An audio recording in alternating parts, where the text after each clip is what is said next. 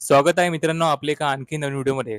आजच्या व्हिडिओमध्ये आपण रेल्वे तिकीट बुकिंग कशी करायची याच्याविषयी आपण संपूर्ण माहिती घेणार आहोत. त्यासाठी तुम्हाला सर्वप्रथम यायचं आहे तुमच्या Google Chrome ब्राउझरवर आणि तुम्हाला सर्च करायचं आहे IRCTC रजिस्ट्रेशन.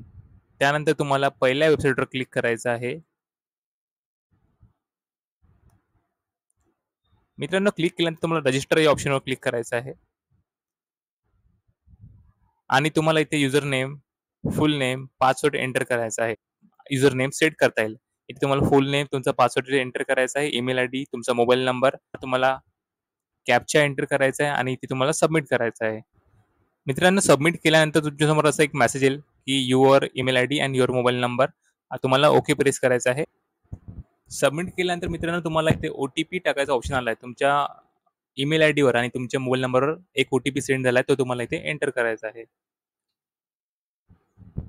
मित्रांनो दोन्ही ओ-टी-पी तुम्हाला एंटर केल्यानंतर तुम्हाला ते व्हेरिफाय मोबाईल इथे क्लिक करायचं आहे आणि तुम्हाला इथे कंटिन्यू ऑप्शनवर क्लिक करायचं आहे. त्यानंतर तुम्हाला इथे तुमचं जेंडर सिलेक्ट करायचं आहे, तुमचं डेट ऑफ बर्थ, तुमचा address, pin code, select city, state आणि तुमचं पोस्ट ऑफिस. हे सर्व तुम्हाला क्लिक करून या चेकबॉक्सवर क्लिक करायचं आहे आणि तुम्हाला ते फॉर्म सबमिट करायचा आहे.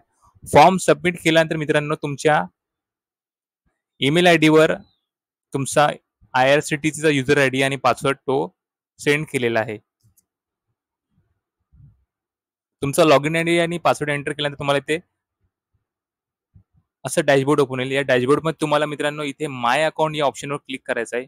माय अकाउंटवर क्लिक केल्यानंतर माय प्रोफाईल आणि इथे ॲड मास्टर लिस्टचं ऑप्शन आलंय. इथे तुम्ही तुमचं पॅसेंजरचं नाव ॲड करू शकता. जेव्हा पण तुम्हाला तत्काळ तिकीट बुक करायचे असते तुम्हाला इथे पॅसेंजरचं नाव ॲड असणं गरजेचं आहे. तर तुम्ही इथे पॅसेंजरचं आपण इथे नाव ॲड करून घेऊया.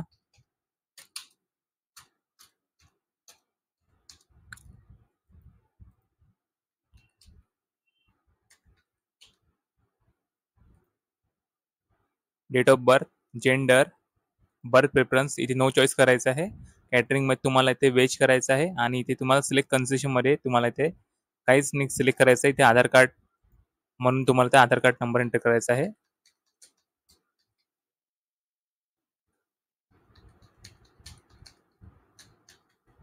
आणि तुम्हाला ते सबमिट करायचं आहे. मित्रांनो सबमिट केल्यानंतर तुमचा जो आहे नाव इथे मास्टर लिस्टमध्ये इथे खाली ॲड झाला आहे.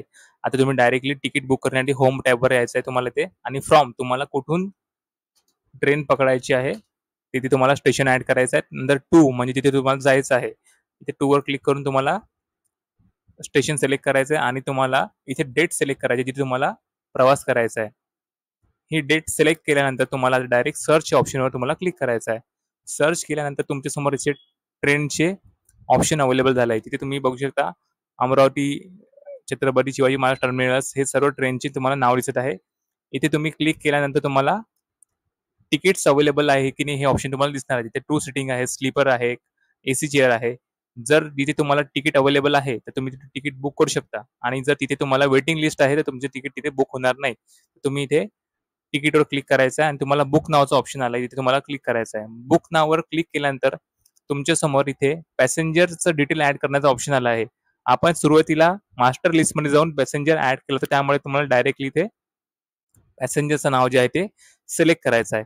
पॅसेंजरचं नाव डायरेक्टली ऍड झाल्यानंतर तुम्हाला इथे खालच्या ऑप्शनवर क्लिक करायचं आहे आणि पे थ्रू भीम UPI या ऑप्शनवर तुम्हाला क्लिक करायचं आहे आणि कंटिन्यू बटनवर क्लिक करायचं आहे. त्यानंतर तुमच्यासमोर प्रवासाची पूर्ण डिटेल येऊन जाईल. तिथे तुम्हाला तुमची ट्रेन किती वाजता आहे आणि तुमची ट्रेन किती वाजता पोहोचणार आहे ही पूर्ण माहिती तुम्हाला ते दिसेल. त्यानंतर तुम्हाला कधी खाली यायचं आहे आणि हा कॅप्चा एंटर करायचा आहे.